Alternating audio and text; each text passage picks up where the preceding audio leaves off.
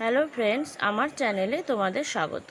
আজকে আমি তোমাদের সামনে যে বিষয় নিয়ে এসেছি তা হলো West Bengal State University 2024 suggestion philosophy 6 semester DSC 05টি, যা অবশ্যই তোমাদের পড়তে হবে। এটা অবশ্য এক অনুরোধেও ছিল, তোমরা বলেছিলে। তো শুরু করছি। এক, রাসেলের মতে বাহ্য বস্তুর সঙ্গে ইন্দ্রিয় উপাত্তের কী সম্পর্ক, অথবা ইন্দ্রিয় উপাত্ত ও ইন্দ্রিয় সংবেদনের মধ্যে পার্থক্য করো। দুই, দ্ব্যর্থক ও নির্দিষ্ট বর্ণনার মধ্যে পার্থক্য করো, অথবা বাহ্য বস্তু এবং অপর ব্যক্তির মন কি পরিচয়ের মাধ্যমে জানা যায়। তিন, আরোহ নীতিকে আমরা কিভাবে ন্যায়সম্মত ভাবে সমর্থন করতে পারি, অথবা আরোহ নীতিকে কি অভিজ্ঞতার সাহায্যে ব্যাখ্যা করা যায়। রাসেলকে অনুসরণ করে লেখো। এটা 5এও আসতে পারে, 15তেও আসতে পারে।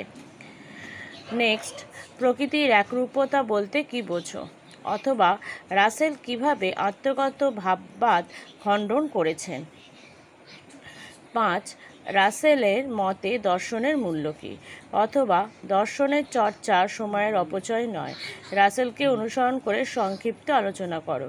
6, পরিচিতিমূলক জ্ঞান এবং বর্ণনামূলক জ্ঞানের মধ্যে পার্থক্য নির্ণয় করো, অথবা রাসেলকে অনুসরণ করে নির্দিষ্ট ও অনির্দিষ্ট বর্ণনার মধ্যে পার্থক্য করো।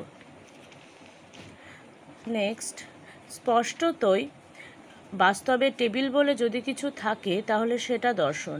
স্পর্শন কিংবা শ্রবণের মাধ্যমে সরাসরি আমরা যার অভিজ্ঞতা লাভ করি তার সঙ্গে অভিন্ন নয়। ব্যাখ্যা করো। নেক্সট, অভিজ্ঞতার সাহায্যে আরোহ নীতিকে অপ্রমাণ করা যায় না। রাসেলকে অনুসরণ করে এই উক্তিটির সত্যতা প্রতিপাদন করো। নেক্সট, রাসেলের মতে দর্শনের মূল্য কি বিস্তারিতভাবে আলোচনা করো। নেক্সট, আসলে দর্শনের মূল্য খোঁজা উচিত এর অনিশ্চয়তার মধ্যেই। ব্যাখ্যা করো। নেক্সট, পরিচিতিমূলক জ্ঞান কাকে বলে।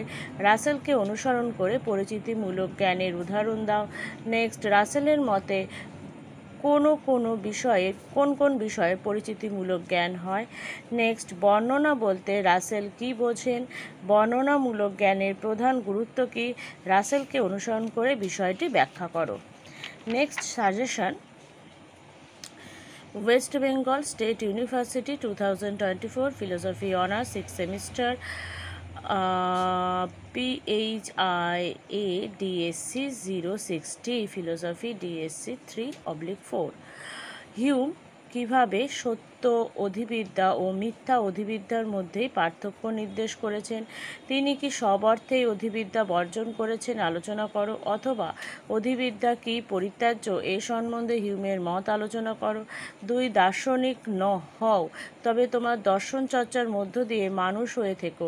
এই উক্তির মধ্য দিয়ে দর্শনের প্রতি হিউমের কী প্রকার দৃষ্টিভঙ্গি প্রতিফলিত হয়েছে, অথবা হিউম কিভাবে সহজ ও স্পষ্ট দর্শন এবং সুসংহত ও গূঢ়ার্থ দর্শনের মধ্যে পার্থক্য করেছেন। এদের কোনটির প্রতি তিনি কি পক্ষপাতিত্ব দেখিয়েছেন। 3, হিউমকে অনুসরণ করে মুদ্রণ ও ধারণার মধ্যে পার্থক্য নিরূপণ করো, অথবা আমাদের সব ধারণা বা ক্ষীণতর প্রত্যক্ষ আমাদের মুদ্রণ বা সজীবতার প্রত্যক্ষের প্রতিরূপ। এই উক্তি প্রমাণ করার জন্য হিউম কি কি যুক্তি উপস্থাপিত করেছেন। হিউমের দর্শনে এই নীতির গুরুত্ব লেখো। নেক্সট, হিউমের মত অনুসরণ করে ধারণাসমূহের সম্পর্ক জ্ঞান এবং অস্তিত্বশীল বস্তু জ্ঞানের মধ্যে পার্থক্য ব্যাখ্যা করো।